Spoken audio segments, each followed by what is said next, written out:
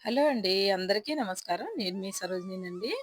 ఈరోజైతే 3 గంటలకే లేచానండి. లేచి ఇవన్నీ పనులు చేసుకుంటున్నానండి. ఎందుకనంటే తెల్లారుజామున 3 గంటలకు లేస్తే గాని ఈ పనులన్నీ అవ్వవండి. ఈరోజు కార్తీక సోమవారం అండి.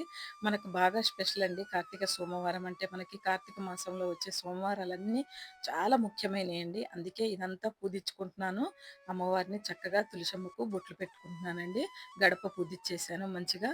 ఎందుకంటే చాలా టైం పడతదండి ఈ పనులకి అందుకనే 3 గంటలకు లేస్తే కానీ అవ్వవు. మామూలుగా ఉన్నప్పుడు ఈ పూజించనప్పుడు రేపైతే ఇంకా త్వరగా అయిపోతుందేమో గానీ, ఈరోజు మాత్రం చాలా టైం పడతదండి. ఈరోజు ఉసిరి దీపాలు పెట్టుకున్నా అండి చక్కగా. ఆకాశ దీపాలు పెట్టుకున్నాను.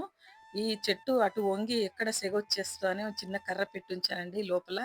అది పెట్టి చక్కగా చూడండి ఉసిరి దీపాలు పెట్టుకొని ఇలా ధూపం ఇస్తూ మనము పొద్దున్నే ఇది 4:30 దాటిపోయిందండి. పావుతక్కువ 5 అయింది ఈరోజైతే.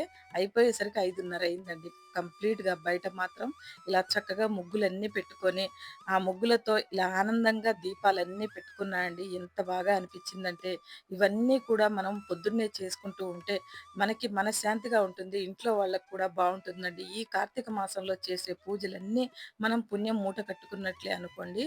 ఎప్పుడైనా నెల రోజులకు ఒక్కసారైనా చేసేవాళ్ళైనా కూడా, ఈ కార్తీక సోమవారాలు మనం చేసుకుంటే చాలా మంచిదండి. ఉసిరి దీపం వెలిగించుకోవాలి. ఈరోజు ఉదయం కుదరని వాళ్ళు ఈవినింగ్ వెలిగించుకోండి.